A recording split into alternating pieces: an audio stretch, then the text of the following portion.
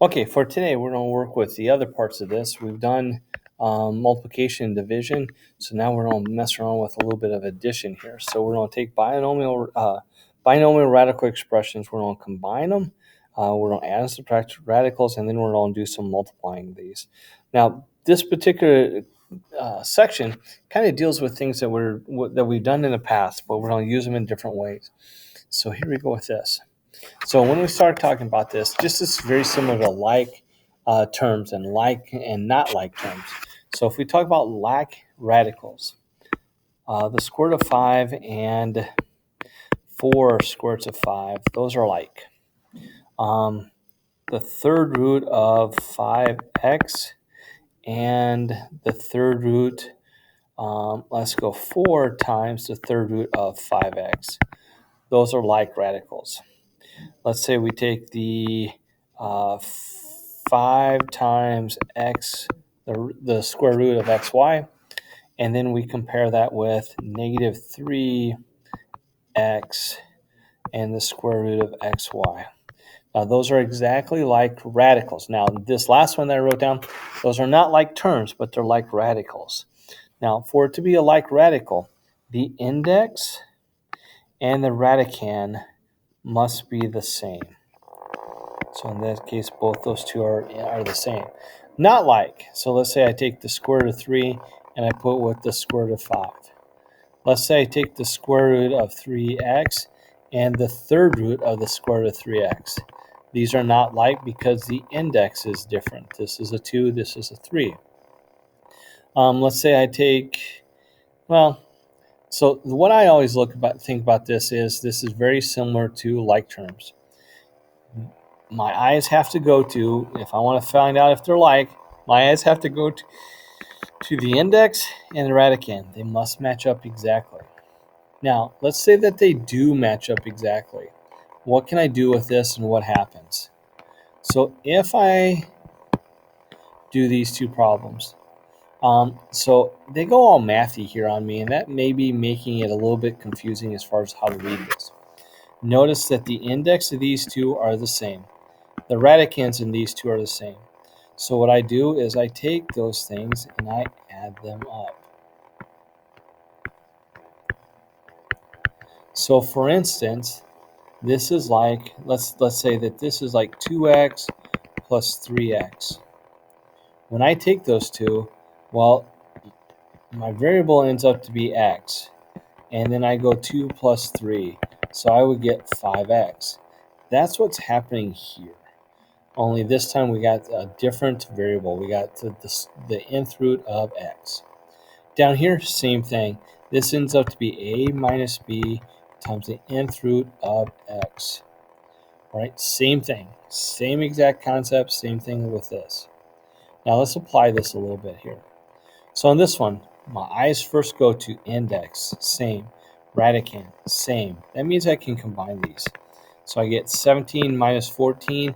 That's 3 of the third root of 5. Like I say, I like this to compare these. That's the same thing. Well, the x happens to be the radical, the third root of 5. Now let's say that I take this particular problem, maybe. Well, my eyes go to the index. They're different. This one can't be added. So what I do is I input in the NP, or I just do that, just leave them alone. So now here, index 2, radicand, same. This is 1, so 3 square roots of 5x minus 1 square root of 5x is 2 square roots of 5x. All right, so you see how we're using our skills with combining like terms, very, very similar to this one. Now, the question I got in class is, well, is this as hard as it gets? Well, that's the basis of this. This is the foundation. So what happens when they up the ante a little? So on this one, I see the square root of 12. Okay, and the square root of 12 is going to be one of those things that, hey, that just stands out to me. I can break that down. So 5 root 3, I can't do anything with. The square root of 12 is, let's break that down, is square root of 4 and the square root of 3. And I'm just going to pick on this one right now. Well, square root of 4 is just 2.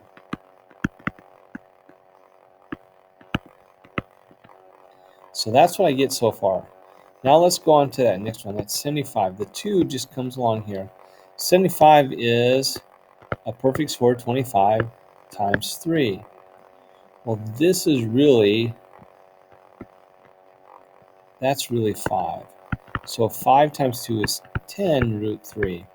So now I got this simplified. Now I can look, can I add these?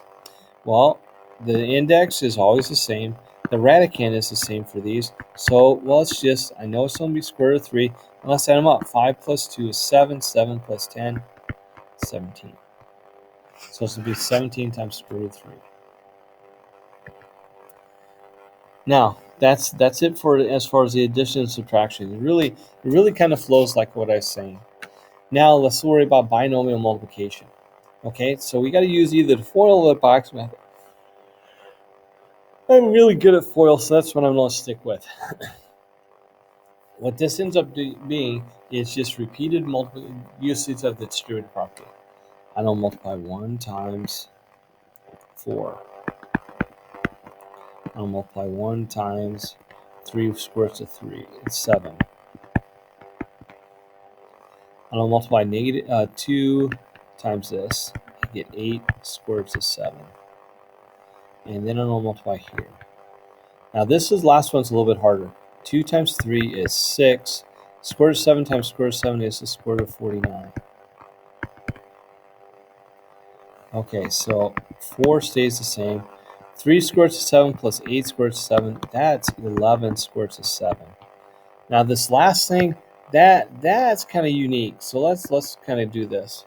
So the square root of 49 is really 7. And 6 times 7 is 42. And now I can just add these up. And 42 plus 4 is 46 plus 11 square roots of 7. All right, so I use the FOIL method. I use what I normally do. Okay, I multiply these out, and then I look to combine them, to simplify this. Obviously, these two had the same index and the same root, so I can combine the coefficients. The last one, this 49 is 7. 7 times 6 is 42, and then I can combine those. So you got to watch out for those type of problems, and you'll have that almost every time. Now for this one, okay, let's do the same thing. 5 times 5 is 25. 5 times negative 3 root 2 is negative 15 root 2. 3 root 2 times 5 is 15 root 2. And 3 root 2 times negative 3 root 2 is negative 9 root 4. Okay, so now let's start putting things together. 25 is good. These two things are opposite each other, so they go away. The square root of 4 is really 2, and 2 times 9 is negative 18. This answer ends up to be 7. All right, kind of embarrassing. We do all that work and we get 7. Now, this particular numbers, or these two types of numbers, actually have a name for this. They're called the conjugate. You notice that it's the same thing, except for the only difference is I have a positive and I have a negative there. That's the only difference. And when I combine those, I end up with a nice whole number every single time. Now, I'm usually not that attentive to decide that this is a conjugate prior to doing it. I usually do the problem and I, this is a conjugate. So I don't think it's really that important that we recognize that or that we name that. So after this, your assignment is there on Canvas. This is section 6.3. And then the next thing I'm worried about is the quiz, which will be next week. I believe the quiz in this class is, I can't remember.